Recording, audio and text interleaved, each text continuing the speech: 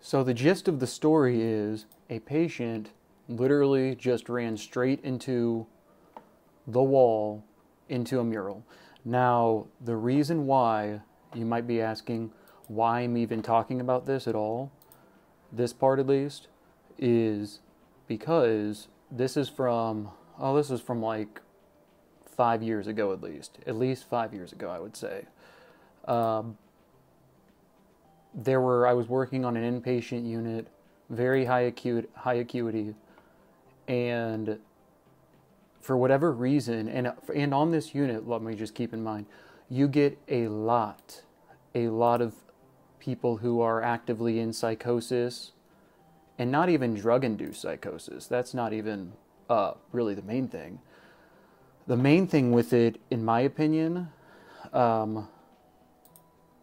is really the fact that drug-induced or not drug-induced, regardless, you have to keep in mind that when you actively, and that a lot of these patients too have been in the psych hospital over and over again, and then they're painting the hallways and everything, right?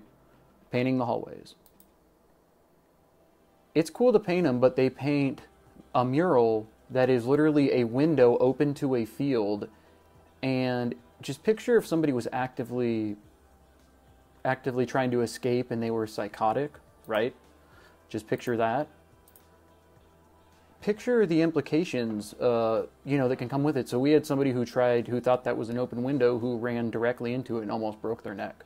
This was a long time ago at a place I worked.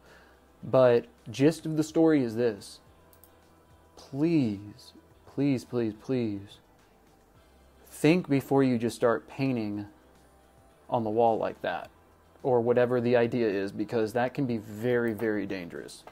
Now, second thing I want to talk about, I'll be back to doing videos. I'll be doing some ones like this still, but I'll be back to doing more education-like videos in the next 3-ish days. Once again, I'm still kind of sick right now. But with this, I wanted to still just do a little story, or actually not a story. Actually, you know what? Let's do this, actually.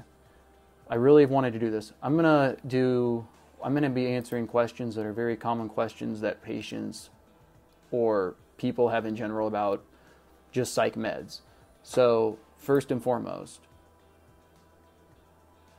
do SSRIs have side effects? And the answer, of course, is yes.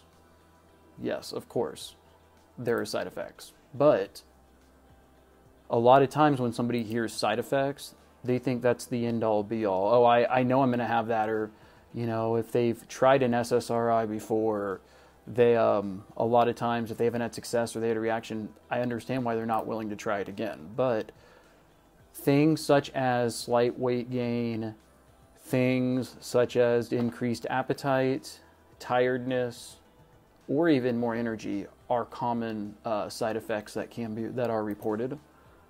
But the biggest thing is interactions with other medications. So let's just say somebody was taking a blood pressure medication, which, let's just say metoprolol or something, or just in general blood pressure medication that obviously just one major side effect of blood pressure medications, the big thing in my opinion at least, is the tiredness and the orthostatic hypotension. But let's get back on track with this.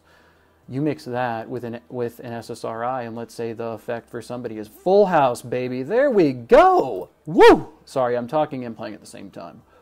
But back to it real quick. Sorry. Let's throw this out here. Whatever. This is just free poker, remember. But you mix those two together, and somebody who's they've been taking a blood pressure medication that makes them sleepy, right? And then you add that, it makes them sleepy as well. Or let's say it gives them more energy. That can just cause things like dizziness and whatnot. The big thing I'll say is the interactions between the two is one of the biggest reasons why people are scared to take them, in particular with blood pressure medications, even ACE inhibitors as well, but primarily blood pressure medications. because a lot of times somebody is taking it because they're having anxiety and depression, which can result in also having high blood pressure if you think about it. So they're taking something already on the medical side for blood pressure, and then they go to the psych side to treat the depression, and that can just be a combination of, you know, bad meds together. So you really do have to let your doctor know. A lot of times doctors will just prescribe, and there's nothing, that's obviously their job. But one thing that can be lacking, and I understand, I mean, doctors are seeing up to 30 patients a day easy, but still some education. And if they're, you know, and if they have questions about specific medications like SSRIs or antipsychotics or any medication, you shouldn't be afraid to ask. But yes, that's a common question. A second very common question that I get from patients a lot, and this is from the RN side, of course, as well, is how often do I have to get my labs done if I'm taking something for like bipolar disorder even, right? And the answer varies, but if you are on lithium, you are going to have to make sure you're monitoring your blood levels a lot more, especially when you first start, but even when you continue, because remember, once again, with this, if you go outside of that therapeutic range, which is very, very, very, very narrow, you can have a lot of really bad side effects. A lot of really bad ones that can make you have to go to the ER. So, yes, blood levels. In general, anytime somebody's really starting, in my opinion, they're starting even, I mean, you could even make this argument, starting, when they're just starting anything, especially in the psych hospital on the inpatient side, there should always be a base of labs done. Sorry if I'm talking a little slow with this. Once again, I'm playing both at the same time. But that, yes, that's a common question, which once again, it can scare people because a lot of times, you know, we're just going to put it all in real quick, whatever. It's just free online, whatever. A lot of times people get scared. God, that was so stupid what I just did. Damn. A lot of times patients get scared. That's just the reality. They get scared because financially having to go get labs done is not, even with insurance, is not cheap. It's not cheap. That's another reason why a lot of times patients, one question that's very common is, will this medication cause me to have to go in and get labs done a lot? Obviously, if you're in there and like to have a medication prescribed to you continually, there are meds they can do that without labs, but there are medications that might be right for you that, yes, they will have to, they're going to have to check your labs. So that's a common question. So it can be a financial burden. That's a big thing. And finally, another common question, especially in the inpatient side, is, hey, can they treat me for ADD or ADHD while I'm in here? Now, where I work and in general at the inpatient hospitals I've worked at, treating ADD, now if somebody comes in and they're actively taking something for it, that's one thing. That's one thing, and they might raise or lower the dose, but getting diagnosed with it in there, yes, it can be done, but it's not something that happens often. That's something that have to happen really on the outpatient side.